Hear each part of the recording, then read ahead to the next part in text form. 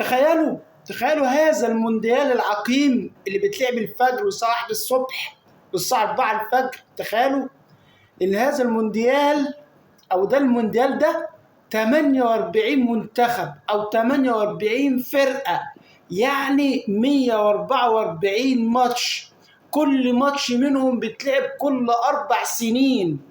تخيلوا كل 4 سنين، وماتشات كلها معظمها بتلعب طول الليل وأوقات الفجر والساعة 7 الصبح و5 الصبح. يعني هذا المعنى، هذا المونديال مش عايز غير الناس الفاضية والناس الحرامية وقطاعين الطرق اللي قاعدين طول الليل.